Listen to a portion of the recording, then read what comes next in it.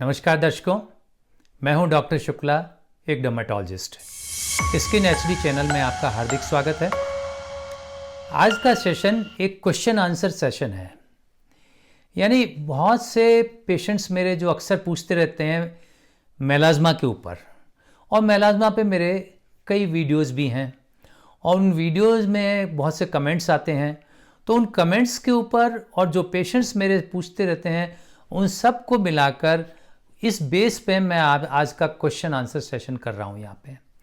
यानी जो क्वेश्चंस उन लोगों ने पूछे हैं, और वो क्वेश्चंस हो सकता है आप सब लोगों के संबंध से हों, आप भी पूछना चाहते हो, आपके दिमाग में वो क्वेश्चन हो, उनका उत्तर आज के इस सेशन में मिलेगा।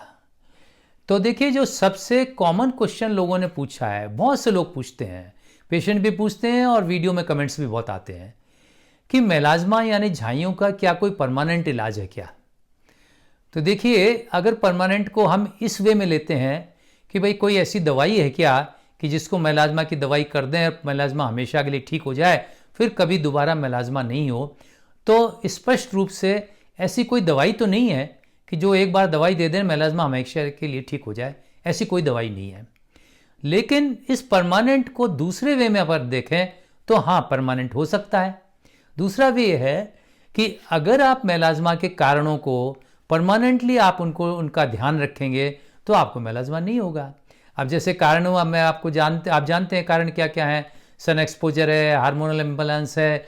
तो इन सब चीज़ों का अगर आप ध्यान रखेंगे, कोई दवाइयाँ हैं, कोई बर्थ कंट्रोल पिल्स लेते रहते हैं या चार्टी लेते हैं, तो इन चीज़ों का अगर आप ध्यान रखेंगे तो मेलाज्मा नहीं होगा। अब जैसे एग्जाम्पल है, अगर प्रेगनेंसी है, प्रेगनेंसी में मेलाज्मा जो होता है तो प्रेगनेंसी के बाद ठीक हो जाता है क्योंकि हार्मोनल बैलेंस वापस सेट हो जाता है, तो वो एक तरह से परमानेंट हो गया। क्योंकि अब वो दोबारा प्रेगनेंसी कभी हुई मान लो और उसमें फिर बैलेंस खराब हुआ तो हो सकता है, लेकिन अगर नहीं हुई दोबारा प्रेगनेंसी और हार्मोनल बैलेंस डिस्टर्ब नहीं हुआ तो मेलाज्मा नहीं होगा, तो एक तरह से परमानेंट हो गया। तो इस तरह से अगर आप उन कारणों को निवारण कर सकते हैं जिनसे मेलाज्मा हो सकता है, तो हम ये कह सकते हैं कि अगर आप उन पे कंट्रोल रखेंगे तो हाँ, मेलाज्मा ठीक रहेगा आपका और आपको मेलाज्मा नहीं हो सकेगा दोबारा। अब दूसरा जो कॉमन क्वेश्चन है वो ये है कि ठीक है, हम फिर कौन सी चीज़ों ऐसे करें जो मेलाज्मा हमेशा कंट्रोल में बना रहे। तो हमेशा कंट्रोल में बना रहे या मेलाज्मा से छुटकारा कैसे प्राप्त हो। तो देखिए, मेलाज्मा से छुटकारा अकेले केवल दवाई लेने से काम नहीं होगा। यहाँ तो एक हॉलिस्टिक अप्रोच आपको निभानी पड़ेगी। और हॉलिस्टिक अप्रोच से मतलब है कि सब तरफ से आपको जो जो मेलाज्मा में फ़ायदा चीज़ें करती हैं और जो जो लाइफ स्टाइल चेंजेस हैं या दूसरी चीज़ें हैं, उन सब को अगर आप प्रयोग करोगे तो आपको मेलाज्मा से छुटकारा कंप्लीटली मिल जाएगा। तो जैसे एग्जांपल देता हूं मैं आपको कि आपको कैसे करना है, पूरी हॉलिस्टिक अप्रोच क्या करनी है। पहले तो आपको ट्रीटमेंट लेना है मेलाज्मा का, और ट्रीटमेंट में आपके सबसे ज़रूरी जो चीज़ है वो है आपको सन एक्सपोजर को प्रिवेंट करना है। तो सन एक्सपोजर प्रिवेंट करने के लिए आपको इस सनस्क्रीन लगानी है, अच्छी सनस्क्रीन लगानी है। अभी बाद में डिस्कस करूंगा कि कौन सी सनस्क्रीन लगानी है।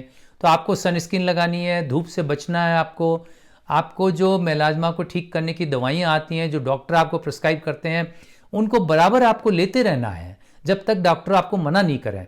और उनके लेने के बाद में भी जब आपका देखेंगे मेलाज्मा ठीक हो गया है, तब भी आपको मेंटेनेंस थेरेपी के रूप में आपको कुछ जैसे कोजिक एसिड है या एजिलिक एसिड है, ये आपको लगाते रहना है। तो ये आपको लगाते रहेंगे तो उससे आपकी टोन भी अच्छी रहेगी और आपको मेलाज्मा भी रिकरेंस होने के चांसेस बहुत कम हो जाएंगे आपके।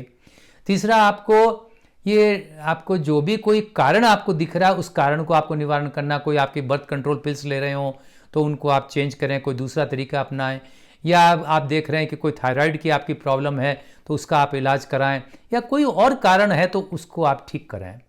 तीसरा, आपको डाइट का ध्यान रखना पड़ेगा।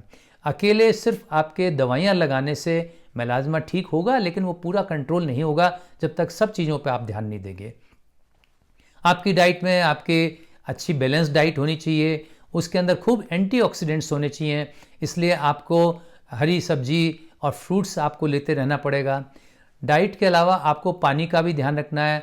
आपका हाइड्रेशन अच्छा होना चाहिए, क्योंकि आप जानते हैं स्किन में काफ़ी पानी, 64% पानी होता है, इसलिए आपको हाइड्रेशन मेंटेन करना है।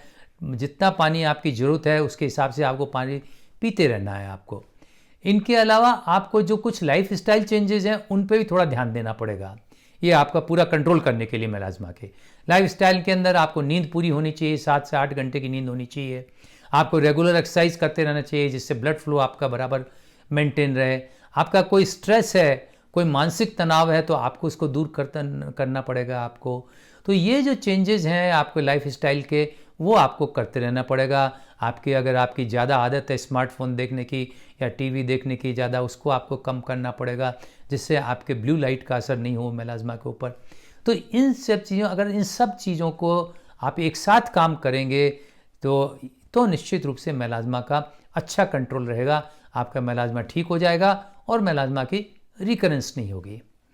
अब दूसरा एक और क्वेश्चन है, वो क्वेश्चन लोगों ने पूछा है कि मेलाज्मा का हम नेचुरल अकेला ट्रीटमेंट करें तो क्या दिक्कत है, ज़रूरी नहीं कि हम बाकी ट्रीटमेंट करें।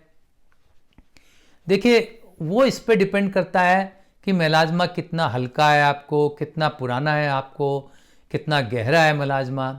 अगर हल्का मेलाज्मा है, ज़्यादा नहीं है, तो आप पहले ट्राई कर लीजिए। आपका जो घरेलू ट्रीटमेंट है, नेचुरल ट्रीटमेंट है, उसको ट्राई कर लीजिए। अगर आप उसे ठीक हो जाए तो अच्छी बात है।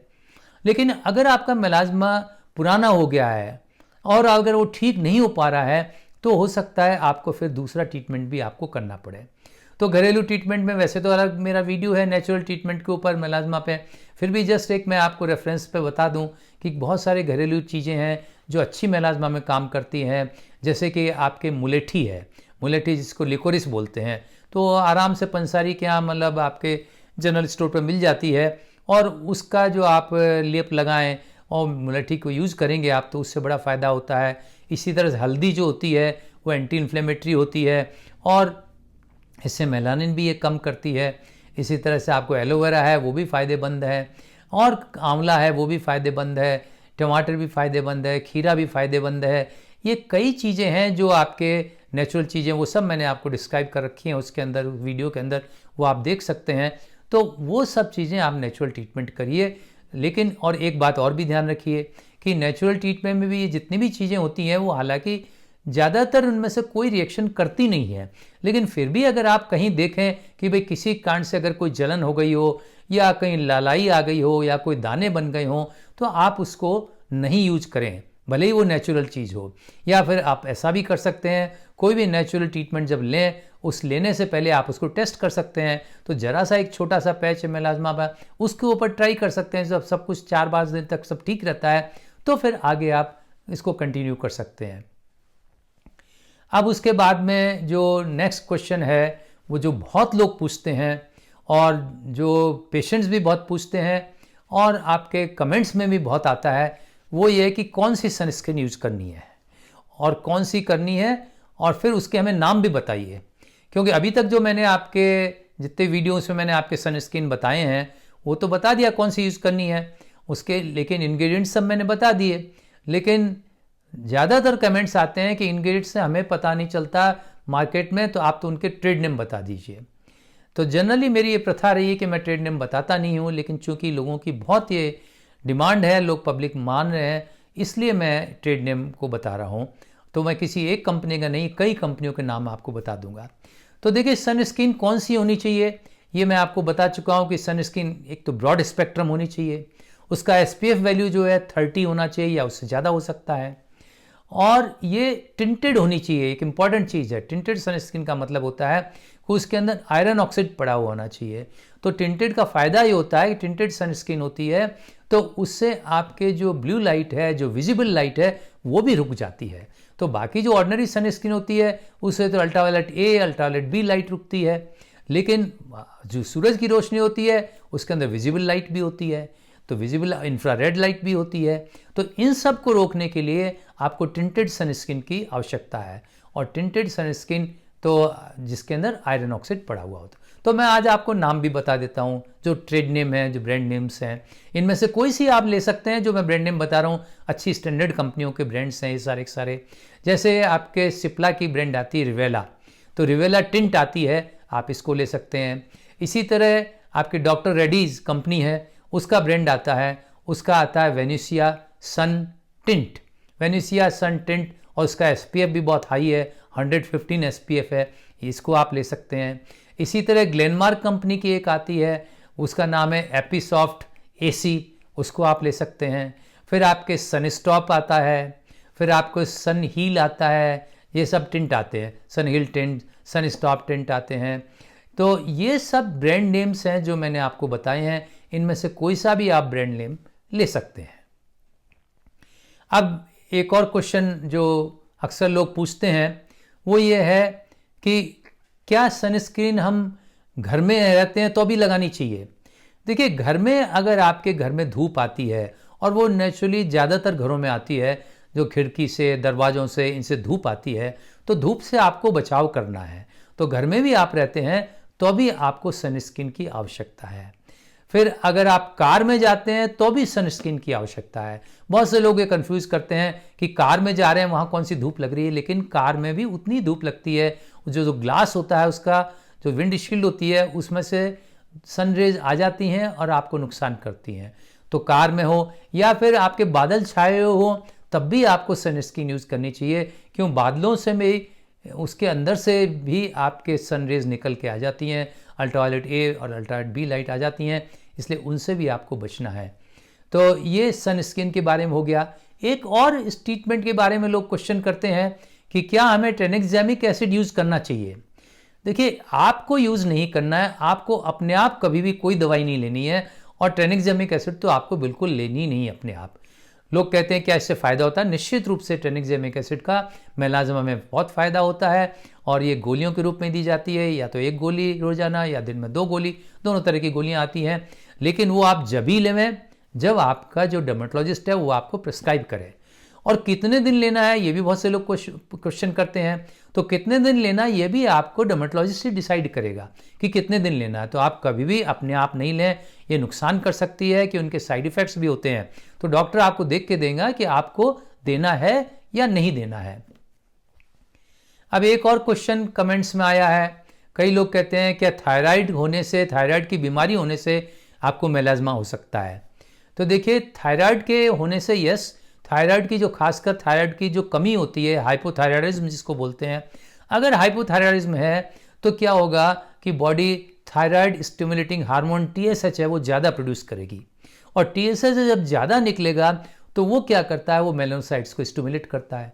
और मेलानोसाइट्स मतलब जो सेल्स होते हैं जो मेलानिन बनाते हैं, और मेलानिन सेल्स ज़्यादा बनाएंगे तो मेलानिन ज़्यादा बनेगी, तो वो आपके जमा होएगी वहाँ पे। वही एक आपके मेलाज्मा के अंदर वही तो होता है, जो पैचेज होते हैं उसमें मेलानिन ज़्यादा होती है।